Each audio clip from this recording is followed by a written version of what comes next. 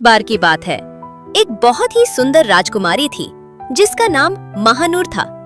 उसकी सुंदरता इतनी अनोखी थी कि वैसी खूबसूरती कहीं और नहीं मिलती थी। लेकिन वो घमंड में शैतान से भी आगे निकल गई थी। वो किसी भी राजा या राजकुमार को अपना पति बनाने के लिए तैयार नहीं होती थी, चाहे वो कितना भी अच्छा या सुंदर क्यों ना हो। उसके पिता यानी राजा उसकी इस आदत से बहुत परेशान हो चुके थे। एक दिन तंग आकर उन्होंने सभी जाने पहचाने और अनजाने राजाओं, राजकुमारों, नवाबों और अमीरों को अपने महल में आखिरी बार बुलाया ताकि राजकुमारी किसी एक को अपना पति चुन ले। अगले ही दिन सुबह नाश्ते के बाद महल के सुंदर बाग में रंग बिरंगे शाही कपड़ों में सजे राजकुमारों की लंबी कतार लगी थी। हर राजकुमार अपनी शान, सुंदर मुकुट और खुशबूदार कपड़े पहनकर पूरे आत्मविश्वास के साथ खड़ा था। बगीचे में मखमली कालीन बिछे थे, फूलों की खुशबू हवा में फैली हुई थी और दूर दूर तक महल के पेड़ों के बीच शहनाइयों की मीठी आवाज गूंज रही थी। राजकुमारी अपनी दासियों के साथ सुनहरे कंगनों वाले शाही लिबास में सिर ऊंचा करके घमंड से उन सब के सामने से गुजरने लगी।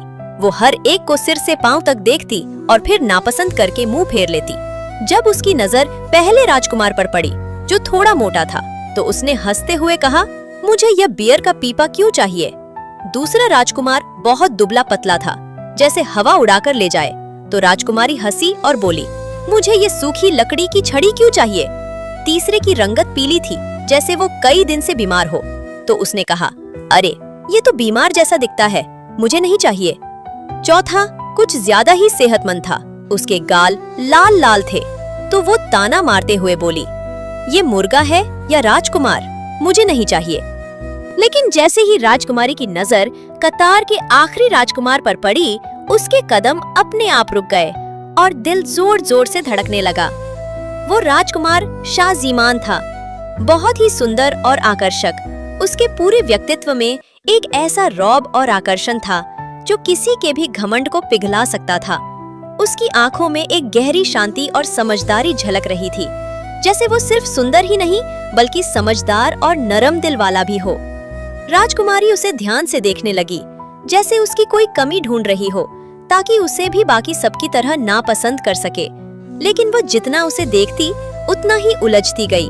शाहजीमान की सादगी और अच्छे व्यवहार ने उसे थोड़ा प्रभावित जरूर किया, लेकिन उसके घमंड ने फिर से दिल पर पर्दा डाल दिया। वो आंखें झपकाकर सीधी खड़ी हो गई और नखरे से बोली, मुझे ये बकवास वाला नहीं चाहिए। सब राजकुमार निराश होकर लौट गए और राजा बहुत गुस्से में आ गया। अब मैं तुझे सबक सिखाऊंगा, ओ घमंडी लड़की। अब मैं तुझे कल ही पहले भिखारी या गाने वाले से शादी करवा दूंगा, जो भी सामने आएगा। और ऐसा ही हुआ। अगले दिन सुबह महल के पास एक युवक आया। फटे पुराने कपड़ों में, कंधों तक लंबे बाल और उसके गहरे लाल रंग की दाढ़ी ने उसका पूरा चेहरा ढक रखा था। वो महल की खिड़कियों के नीचे खड़े होकर गाने लगा। जब गाना खत्म हुआ तो दरबार के दरवाजे खुल गए। उस गायक को अंदर बुलाया गया और राजकुमारी की शादी उसी दाढ़ी वाले फकीर से कर दी गई। राजकुमारी ने खूब चीख पुकार की, धमकियां दी, लेकिन राजा ने कुछ नहीं सुना। राजा ने दूल्हे से कहा, लो ये 5 सोने के सिक्के, इसे मेरी नजरों से दूर ले जाओ और फिर कभी मुझे तुम दोनों नजर मत आना। इस तरह एक राजकुमारी जो कभी ताज और सिंहासन के सामने नखरे करती थी, अब अपनी किस्मत के हाथों एक अनजान फकीर के साथ रोती हुई विदा कर दी गई। दूल्हा चुपचाप उसे अपने साथ ले गया। जो राजकुमारी कभी सोने के पलंग पर सोती थी, अब नंगे पांव गहरी उदासी और हैरानी के साथ एक अनजाने इंसान के साथ चल रही थी। उसका दिल टूटा हुआ था, लेकिन उस लड़के के नर्म स्वभाव, शांत आवाज और अच्छे व्यवहार ने उसके अंदर कहीं न कहीं थोड़ी सी उम्मीद जगा रखी थी। रास्ते में वे एक घने जंगल से गुजरे। सुनहरी धूप पेड़ों की शाखों से छन छन कर जमीन पर गिर रही थी। राजकुमारी ने हल्की सी मुस्कान के साथ हैरानी से पूछा, ये जंगल किसका है? पति ने थोड़ा रुककर शांत स्वर में जवाब दिया, उसी राजकुमार शाहजीमान का जिसे तुमने कल बकवास वाला कहकर ठुकरा दिया था। राजकुमारी के कदम कांप गए, लेकिन वो कुछ नहीं बोली। थोड़ी दूर पर हरे भरे खेत नजर आए, जैसे धरती पर हरा गलीचा बिछा हो। ये खेत किसके हैं? राजकुमारी ने फिर पूछा। इसी राजकुमार शाजीमान के, जिसके दिल को तुमने सिर्फ एक साधारण सी बात पर ठुकरा दिया। फिर एक सुंदर शहर सामने आया, ऊंचे महल, चमकदार गलियां और चहल पहल वाले बाजार। ये खूबसूरत शहर, राजकुमारी की हैरानी और भी बढ़ गई। ये भी उसी राजकुमार शाजीमान का है। पति ने मुस्कुराकर जवाब दिया। अब राजकुमारी के दिल में पछतावे की एक लहर उठने लगी। उसने मन में सोचा, मैं कितनी नासमझ और घमंडी थी। वो तो सच में सुंदर, समझदार और अमीर था। मैं उसके साथ कितनी खुश रह सकती थी। आखिरकार वे दोनों एक सुनसान और उजड़ी हुई बस्ती में पहुंचे, जहां झोंपड़ियों की छतें टूटी हुई थीं। एक टूटी फूटी झोंपड़ी के सामने पति रुक गया। राजकुमारी चौंक कर बोली, ये कौन सी जगह है? पति ने शांत आवाज में कहा, पहले ये सिर्फ मेरा घर था, अब ये तुम्हारा भी है। राजकुमारी का चेहरा उदासी से भर गया। उसकी आंखों में आंसू थे और भूख से उसके होंठ कांप रहे थे, जैसे जिंदगी ने उसे मजबूर कर दिया हो। वो कांपते कदमों से उस झोंपड़ी के अंदर चली गई।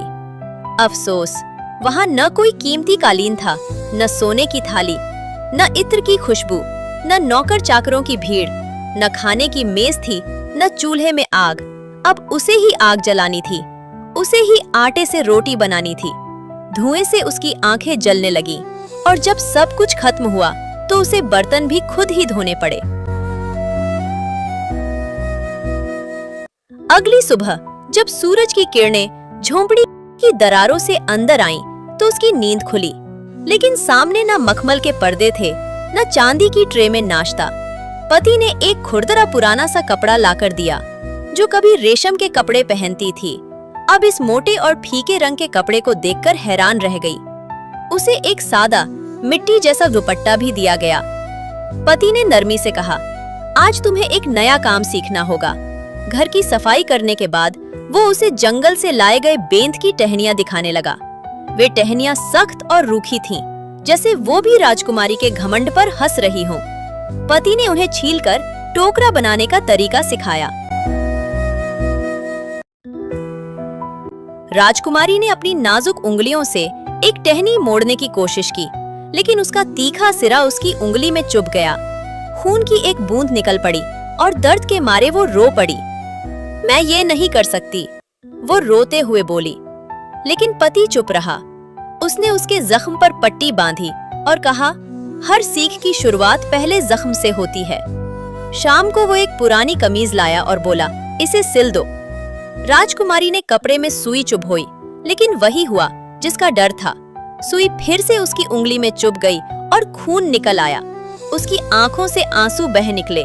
जो जिंदगी कभी ऐशो आराम में बीती थी, अब वो उसे दर्द, मेहनत और चुपचाप सहने का सबक सिखा रही थी। अगली सुबह वह एक भारी टोकरा लाया, जिसमें मिट्टी के सुंदर बर्तन रखे थे।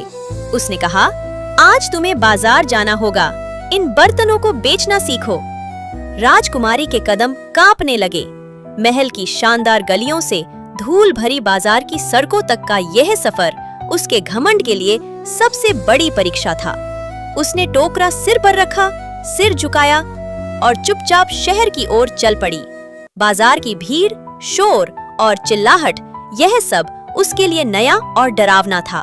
मगर उसकी उदास आंखों, सादगी भरे रूप और प्राकृतिक सुंदरता ने लोगों का दिल छू लिया। औरतें उससे हमदर्दी से बात करने लगी, बच्चे उसके पास आकर इकट्ठा हो गए और मर्द हैरानी से उसे देखने लगे। दोपहर से पहले ही उसके टोकरे के सारे बर्तन बिक गए। इसी बीच एक लड़खड़ाता हुआ नशे में धुत युवक उसके पास आया। उसने बेशर्मी से मुस्कुराते हुए कहा, एक खूबसूरत लड़की, क्या तुम मेरे साथ एक प्याला शराब पियोगी? राजकुमारी की आंखों में गुस्सा उतर आया। एक पल में उसके नाजुक हाथ बिजली बन गए और उसने जोरदार थप्पड़ उस युवक के गाल पर मार दिया। लड़का लड़खड़ाकर गिर पड़ा और लोग हैरान होकर देखते रह गए। शाम को जब वह खाली टोकरा लेकर वापस लौटी तो पति के चेहरे पर पहली बार गर्व से भरी मुस्कान थी। तुमने अपनी इज्जत को बचाया राजकुमारी।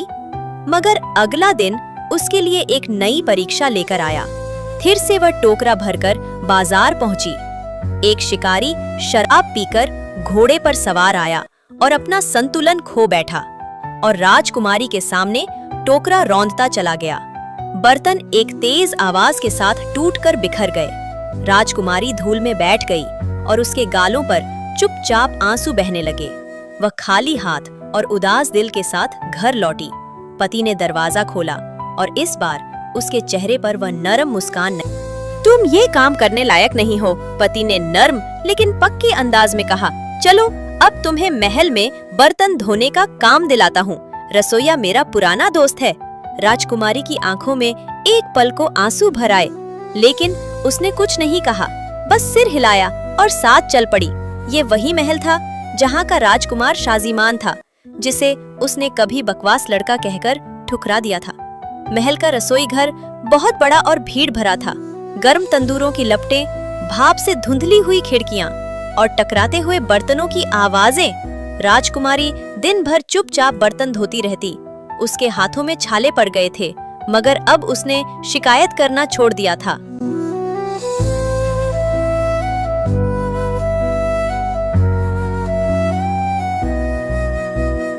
एक हफ्ता बीत गया।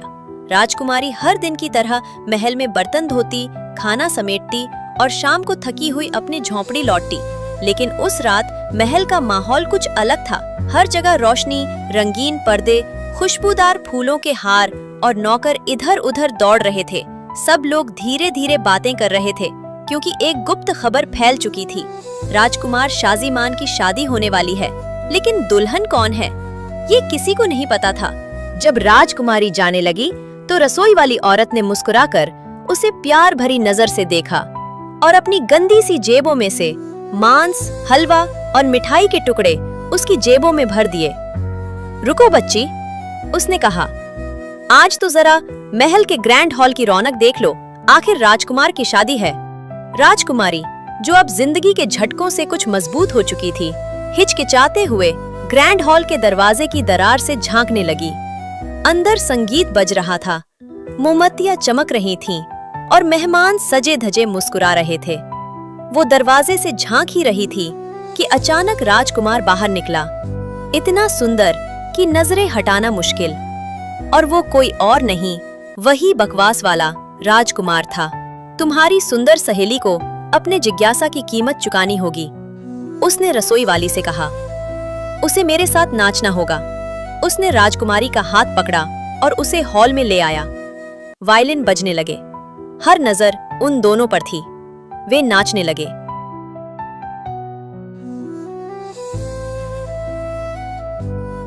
लेकिन कुछ ही पल बीते थे कि राजकुमारी की जेबों से मांस और हलवे के टुकड़े एक एक करके गिरने लगे। जमीन पर आवाज हुई और अगली ही पल पूरा हॉल हंसी से गूंज उठा। कुछ नौकर हंसते हंसते दोहरे हो गए। कुछ राजकुमारियां मुंह छुपाकर पीछे हट गईं। राजकुमारी का चेहरा शर्म से लाल हो गया। वो आंखों में आंसू लिए दरवाजे की ओर भागी, लेकिन राजकुमार ने तुरंत उसे पकड़ लिया, प्यार से लेकिन मजबूती से। वो उसे एक छोटे और शांत कमरे में ले गया, जहां सिर्फ वे दोनों थे। राजकुमारी की सांसें तेज थीं, दिल जोर जोर से धड़क रहा था। राजकुमार ने धीरे से उसकी आंखों में देखा और कहा, क्या अब भी तुम मुझे नहीं पहचानती मेरी जान? मैं ही हूँ तुम्हारा पति, वही गली में गाना गाने वाला, वही शिकारी और वही बकवास वाला राजकुमार। राजकुमारी स्तब्ध खड़ी रह गई। तुम्हारे पापा सब जानते थे। उन्होंने ही मेरी मदद की ताकि तुम्हारा घमंड टूटे और तुम सच्चे दिल से दुनिया को समझ सको। वो शर्म, डर और खुशी से कहीं छुप जाना चाहती थी, मगर प्यार जीत गया। उसने अपने पति के सीने से लगकर बच्चों की तरह रोना शुरू कर दिया। राजकुमार ने चुपचाप उसे गले से लगाया और कहा, मेरी रानी, अब कोई दुख नहीं रहेगा। अगले ही पल दासियां दौड़ती हुई आईं। राजकुमारी को महल के अंदर ले जाया गया, जहां उसे वो राजसी पोशाक पहनाई गई जिसकी वो असली हकदार थी। अब सबकी निगाहें सिर्फ उसी पर थीं। वही लड़की, वही जो पहले बर्तन बेचती थी, वही जो महल में बर्तन धोती थी। लेकिन आज वो कोई और थी। वो अब राजकुमार की रानी थी। सब हैरान थे। कुछ की आंखें नम हो गईं, कुछ ने खुशी से तालियां बजाईं। एक कहानी का खूबसूरत अंत और एक नई जिंदगी की शुरुआत। अगर आपको ये कहानी पसंद आई हो तो लाइक और सब्सक्राइब जरूर करें। ये हमारे लिए आपकी मोहब्बत और हौसले की सबसे प्यारी निशानी होगी।